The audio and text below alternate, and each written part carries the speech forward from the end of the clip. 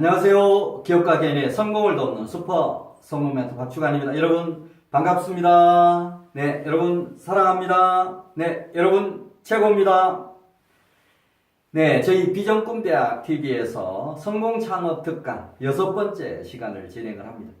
오늘은 성공 창업 준비 요령 2번째 시간으로 핵심 사업 6요소 결정이 상업 성패를 좌우한다라고 하는 그런 제목 가지고 강의를 드리도록 하겠습니다. 창업 핵심 6요소 정말 중요합니다. 창업 아무나 할 수 있지만 성공은 아무나 할 수 없다. 그런데 제가 오늘 강의하는 창업 핵심 6요소만 제대로 창업하기 전에 확정을 해서 그것대로 이렇게 준비를 하시면 아마 실패를 그렇게 하지 않고 하는 것보다는 2배, 3배 줄일 수 있을 겁니다. 제가 장담합니다. 그만큼 416요소가 중요합니다.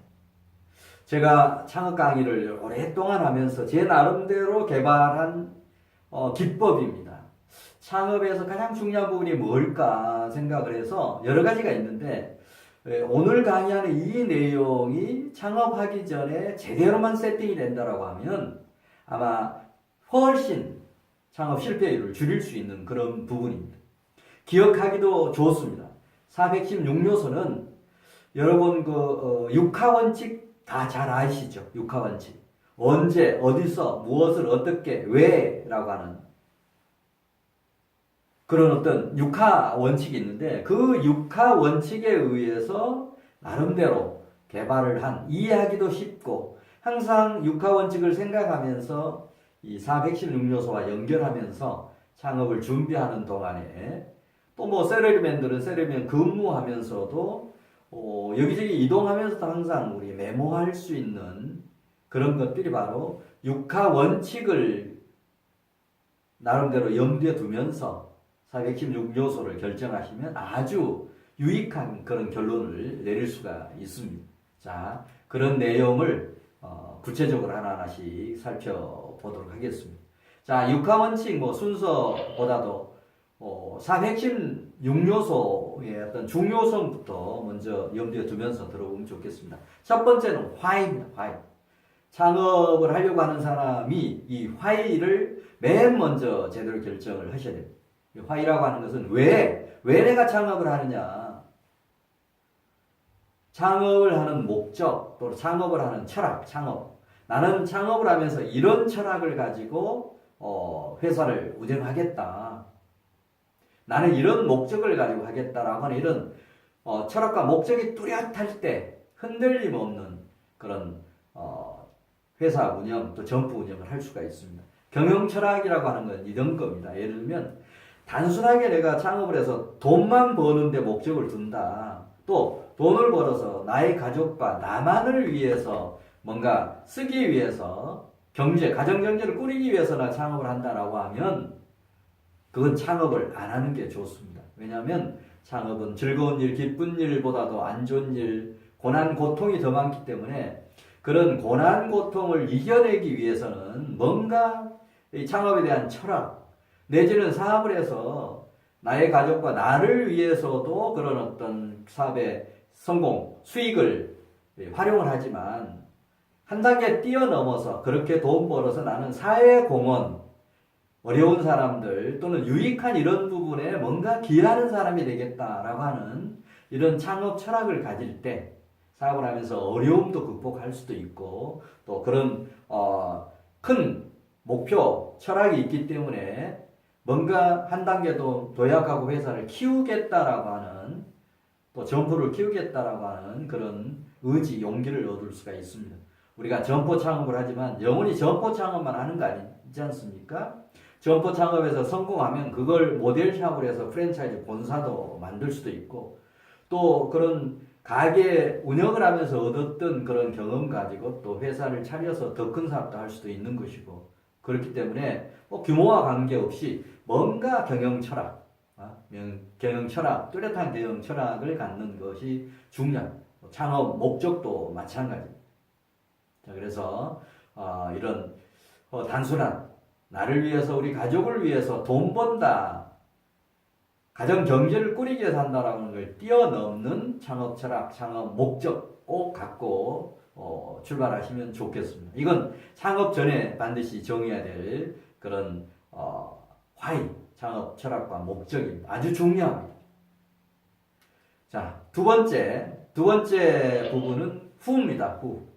누가, 언제, 어디서 할 때 누가라고 하는 것은 창업자 자신일 수도 있고, 또 with whom, 동업의 경우에는 누구와 함께 이런 개념입니다. 그래서 우선 창업자들이 중요한 부분이 바로 사업 역량입니다. 사업 역량. 사업. 자, 그런데 제가 지난 시간에 제가 창업 준비하는데 정밀 사업 적성 검사, 사업 아이템 적성 검사를 반드시 받으십시오라고 하는 이런 얘기를 했습니다. 그리고 저희 비전꿈대학에서 개발한 정밀 사업 적성 검사 프로그램, 사업 아이템 적성 검사 프로그램 이런 부분을 제가 녹음으로 입력해 놨던 것을 들려드리기도 했습니다. 따라서 그런 정밀 사업 적성 검사, 아이템 적성 검사를 반드시 받아서 본인의 사업 역량, 사업가로서 적성이 어떤 부분이 강점이 있고 어떤 부분이 부족한지를 정말 알아서 그걸 제대로 보완하는 이런 노력들을 꾸준히 하셔야 됩니다. 사업 역량을 키우는 그런 측면에서 생각해야 되고, 두 번째는 창업자 자신과 이 동업 관계. 그래서 이 창업자 자신은 물론 건강, 우리 적성 검사에도 있습니다. 건강, 신용 이런 부분도 중요하고, 사업가로서의 성격이 또 어떻느냐, 좋은 성격, 안 좋은 성격 이런 부분이 있지 않습니까? 예를 들면 적극적이다, 긍정적이다라고 하는 건 사업가로서 플러스적인 요소지만, 소극적이다, 부정적 사고를 많이 가지고 있다라고 하면 이건 또 사업가로서 마이너스적인 그런 요소가 됩니다. 자, 이런 부분을 파악해서 삶 역량을 키우는 데 참고하시고, 창업자로서 성공에 필요한 요소와 부족한 요소를 제대로 파악해서 보완하고 하는 이런 노력들이 필요합니다. 자, 그 다음에 이제 혼자서 창업할 때는 그렇게 접근하시면 되는데, 동업으로 하는 그런 경우들, 동업을 하는 것은 장점이 많이 있습니다. 절세 효과도 있을 뿐만이 아니고, 내가 가지지 못한 동업자가 가진 그런 강점을 서로 힘을 합해서 해결할 수 있는 그런 방법도 있습니다. 예를 들면 제조업을 한다라고 하면 나는 기술적 노하우가 있는데 또 동업자 B는 마케팅력, 영업 능력이 있다라고 하니까 얼마나 좋은 궁합입니까? 또 가게를 차려서 음식점을 한다라고 하면 A는 뭔가 조리 실력이 있어서 주방에 들어가서 음식을 만드는 그런 일을 한다라고 하면 나는 필드에서 고객들하고 서비스를 하는 매장에서 서비스를 하는 이런 쪽의 그런 역할을 서로 이렇게 보완한다라고 하면 아마 혼자서 하는 것보다 훨씬 장점이 있습니다. 자, 그런데 여기는 동업관계에서는 항상 주의해야 될 점이 있습니다. 자, 동업은 우리가 시작할 때는 좋게 이렇게 시작을 하는데 나중에 사업이 잘 되면 잘 되는 대로, 안 되면 안 되는 대로 서로 갈등 또는 장사가 잘 되면 또 욕심이 생기는 이런 부분들이 있습니다. 자, 그래서 반드시 동업을 시작을 할 때는 반드시 동업계약서를 쓰시고 시작하기를 저는 강력히 권합니다. 강의를 할 때도 마찬가지입니다만 동업계약서 반드시 작성하십시오. 혹시 그런 폼이 없다든지 어떻게 해야 되는지 모르시면 제 도움 청하시면 도와드리겠습니다. 두 분 같이 모셔서 정말 동업관계를 어떻게 하면 성공적으로 할 수 있는지 교육도 해드릴 수도 있고 또 자문 멘토링도 해드릴 수도 있고, 계약서 만들어서 두 사람만 단순히 하는 것보다도 제가 입회해서 두 사람 다짐도 하고 약속을 철저하게 지키도록 또 컨트롤도 하는 그런 역할도 할 수 있습니다. 자, 그래서 계약서에는 그런 내용들이 담으면 됩니다. 서로 역할을 어떻게 할 건지, 나중에 수익이 생기면 매출이 생기면 원자료나 식재료 사고 나머지 이익 생긴 것을 어떻게 나눌 거냐, 5대5로 나눌 거냐, 6대4로 나눌 거냐, 그런 룰들, 그리고 나중에 이제 헤어진다라고 했을 때 또 어떻게 할 거냐라고 하는 것을 아예 계약서에 담아놓으면 그대로만 하면 나중에 헤어질 때도 원만하게 헤어지는데, 그런 계약이 없다 보니까 소송하고 싸우고 좋은 관계를 만났는데 원수처럼 헤어지고 이런 경우들이 많습니다. 이런 것들을 피해갈 수 있는 방법이 바로 창업할 때 이후 창업자 동업관계를 명확하게 하는 겁니다. 그 다음에 세 번째, 언제 창업할 거냐. 이 창업 시기 문제입니다. 창업 적기. 모든 게 적기가 있지 않습니까? 창업에도 적기가 있습니다. 그래서, 적기는 뭐 한 두 가지 각도에 생각할 수 있습니다. 하나는 내 나이가 언제, 몇 살일 때 창업하는 게 좋으냐.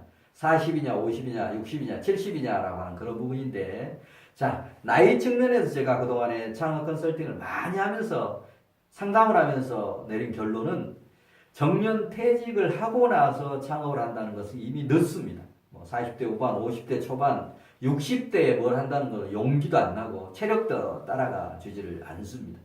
따라서 아까 정밀 사업 적성검사, 아이템 적성검사를 해서 사업가로서의 적성이 있다라고 하면 한 발짝 일찍 시작하는 게 좋습니다. 어차피 창업은 뭔가 그런 어려움 이런 걸 극복해야 하기 때문에 그럴 때 체력이라든지 열정이라든지 게 필요하기 때문에 나이가 들어서 하는 것보다는 적성이 있다면 젊어서 한 살에 젊어서 시작하는 게 좋습니다. 자, 그 다음에 경기 흐름상 호경기 때 창업하는 게 좋으냐 불경기 때 하면 좋으냐라고 하는 것도 하나의 타임에 속합니다. 자, 이 부분은 결론적으로 말씀드리면 대부분이 창업하면 호경기 때 이렇게 하려고 하는데 항상 경기는 호경기가 있으면 불경기가 있고 이런 게 사이클을 긋습니다. 따라서 호경기 때 시작했다 하더라도 머지않아서 불경기가 왔을 때는 본궤도에 오르기 전에 불경기가 오면 어려움을 겪습니다. 따라서 창업을 본업으로 오랫동안 이렇게 한다라고 하는 그런 전제가 있다라고 하면 불경기 후반에 남들이 시작하기 전에 한 발짝 일찍 시작해서 뭔가 안정궤도에 들어가게 하는 거 이게 오히려 더 장기 관점에서 좋습니다. 따라서 이런 경기, 호경기냐 불경기냐라고 하는 것은 불경기 후반에 시작하는 것이 오히려 더 바람직하다라고 하는 그런 말씀을 드립니다. 자, 그 다음에 이제 네 번째 사업 아이템. 창업에서 가장 중요한 게 사업 아이템입니다. 자, 사업 아이템 무엇을 할 거냐라고 하는 사업 아이템의 경우에는 나중에 이제 구체적인 오늘은 뭐 전체 큰 아웃라인만 말씀을 드리겠습니다. 중요한 부분 말씀드릴 테니까 나중에 사업 아이템을 구체적으로 어떻게 선정할 거냐라고 하는 건 따로 교육을 할 겁니다. 여러분 계속 이 비전꿈 대학 TV를 시청을 해주시면 앞으로 아이템 선정을 어떻게 할 거냐라고 하는 것도 말씀드리지만 각 경우에 따라서 적합한 아이템들 소개를 계속해 드리겠습니다. 셀러리맨으로 퇴직해서 창업을 한 그런 경우, 또 여성들이 창업한 경우, 청년들이 하는 그런 경우, 또 분야별로 의료업을 하는 거, 외식업을 하는 거 이렇게 해서 하고 또 우리나라 많은 프랜차이즈 본사들 중에서 정말 안정적으로 잘하고 있는 그런 본사들의 아이템도 소개하는 그런 시간도 앞으로 계속 가질 겁니다. 그래서 아이템에 대해서는 앞으로 좀 더 구체적으로 이렇게 다룰 텐데 오늘 사업 아이템을 어떻게 할 거냐라고 하는 것은 두 가지 각도에서만 말씀을 드리겠습니다. 하나는 사업 아이템 선정을 위해서 예비사업 타당성 분석을 좀 해라라고 하는 거예요. 아이템 선정, 아이템이 이걸로 정하기 전에 한 서너 가지 아이템에서 한두 가지 그 중에서 1번 뭐 2번 뭐 3번 뭐 이렇게 정하는 그런 부분입니다. 이것도 기법이 있어요. 이거 기법도 따로 우리 교육 시간에 따로 제가 말씀을 드리겠습니다. 그래서 여기서 내린 결론은 창업 아이템에서는 창업자와 궁합이 맞는 사업 아이템을 선정한다라고 하는 게 포인트입니다. 자, 그래서 유행에 따라서 하는 거 절대 해서 안 됩니다. 다른 사람에 비해서 된다니까 경험도 없고 적성도 없고 하는데 따라가서는 절대 안 됩니다. 따라서 아이템 선정에서는 창업자와 궁합이 맞는 아이템을 선정한다라고 하는 것만 명확하게 인식을 하고 여기서는 그 정도만 말씀을 드리겠습니다.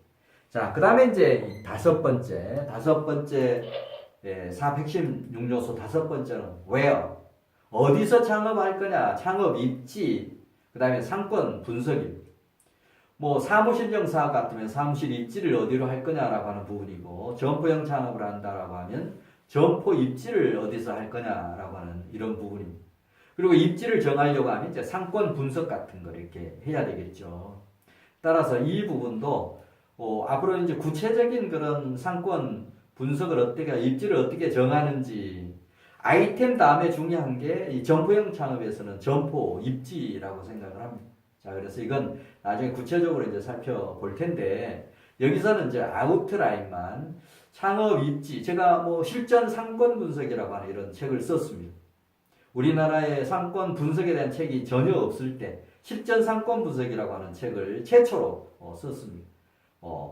그래서 많은 프랜차이즈 본사들 직원들을 집중적으로 교육을 한 교재로 쓰기도 했는데 뭐 이 부분도 앞으로 구체적으로 상권 분석을 어떻게 할 거냐라고 하는 이런 부분은 세부 과목에 가서 다루기로 하겠습니다. 자, 여기서는 상권 입지 선정을 할 때 뭔가 주의해야 될 것만 몇 가지 말씀을 드리겠습니다. 반드시 입지 선정 분석을 할 때는 발로 뛰는 입지 선정을 꼭 하셔야 됩니다. 그리고 한 곳만 보지 말고 두 곳, 세 곳 이렇게 보시는 그런 발품발이를 반드시 이렇게 하셔야 된다는 것. 그 다음에 두 번째는 상권 분석을 할 때 대부분이 이제 간과하는 부분이 지금 현재의 상권만 보고 있습니다. 지금 현재 가게들이 이렇게 있는데 내가 하려고 하는 아이템 그 입지를 봤을 때 여기가 적지다라고 하는 생각을 하는데 그것은 잘못된 겁니다. 지금 현재뿐만이 아니고 지금 현재 내가 어느 상권에 중심 상권에 그런 경쟁 업소가 하나도 없어 내가 시작을 했는데 우리 가게가 잘 되면 또 주변에서 이렇게 바로바로 경쟁자들이 붙게 됩니다. 만약에 경쟁자들이 참여하더라도 내가 경쟁자를 이길 수 있는 그런 전략이라든지 또 그 경쟁자가 참여한다라고 하는 전제하에서 입지 선택을 하셔야 된다라고 하는 얘기입니다. 그리고 이 상권 분석도 이제 상권 분석을 하는 그런 요령도 있습니다. 예를 들면 실질적으로 유동인구 조사를 한다든지 그 다음에 아이템에 따르는 그 주변의 경쟁 점포가 얼마나 있는지 이런 분석을 한다든지 다양한 방법이 있습니다만 결국 회원은 입지가 중요하지만 그 입지를 뒷받침하는 앞으로 경쟁 업소가 참여한다 하더라도 그 경쟁점들을 이길 수 있는 차별화 전략 바로 다음에 6번째 얘기하는 차별화 전략이 중요합니다. 거기서 아예 말씀을 드리도록 하겠습니다. 자, how 어떻게 누가 언제 어디서 무엇을 어떻게라고 하는 그런 육하원칙이 있지 않습니까? 거기에 how인데 제가 봤을 때 이 핵심 6요소 중에서 어떻게 보면 최종적으로 가장 중요한 부분이 how라고 저는 생각을 합니다.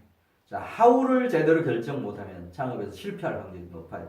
how는 사업 규모를 어떻게 할 거냐, 사업 규모, 나에게 맞는 사업 규모를 어떻게 할 거냐, 또 그런 규모에 맞는 자금 조달을 어떻게 할 거냐. 이것도 무리한 자금 조달을 한다든지 무리한 사업 규모를 했을 때는 실패할 확률이 높아집니다. 자, 이런 사업 규모를 구체적으로 어떻게 하는 게 좋으냐, 자금 조달을 어떻게 하는 거 좋으냐, 이것도 나중에 강론에 가서 이제 구체적으로 예를 가지고 제가 설명을 드리겠습니다만 여기서 강조 말씀드리는 것은 차별화 전략입니다. 차별화 전략. 지금 현재 어떤 그 가게 또는 어떤 아이템 가지고 창업을 했는데 지금은 경쟁자가 없는데 잘 된다라고 하면 경쟁자를 계속 참여할 수밖에 없잖아요.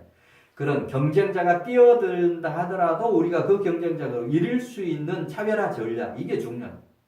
차별화 전략을 저는 두세 가지만 가지고 있어도 성공한다라고 얘기를 합니다. 자, 차별화 전략도 오늘은 아웃라인만 말씀을 드립니다만 차별화 전략을 구체적으로 어떻게 개발할 거냐 그런 차별화 전략의 좋은 사례들은 어떤 거냐 이거는 다음 또 강의 테마로 설정해서 구체적인 설명은 드리도록 하겠습니다. 예, 이상으로 오늘 사업 핵심 6요소, 사업 성공에서 아주 중요한 6요소인데 이 부분은 창업하기 전에 반드시 결정해야 될 그런 부분이다라고 하는 것을 말씀을 드렸습니다. 네, 다음 시간에는 성공창업 특강 7번째 시간으로 성공창업 준비 요령 3번째 예비 사업 타당성 분석과 사업 계획서 작성을 어떻게 할 거냐라고 하는 이런 부분 가지고 설명을 드리겠습니다.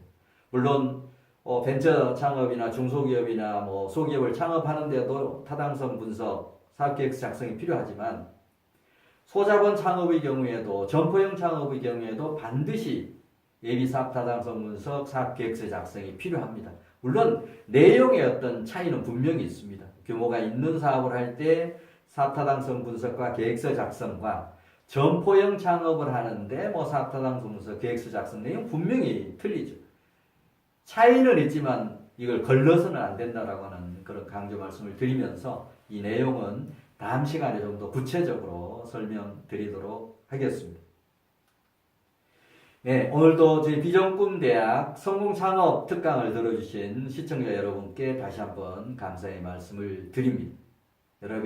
여러분의 사랑을 바탕으로 해서 저희 비전꿈대학은 좀 더 좋은 컨텐츠, 좀 더 좋은 프로그램으로 다시 여러분 앞에 서겠습니다. 물론 성공창업 특강 계속 이어서 진행을 합니다. 네, 감사합니다.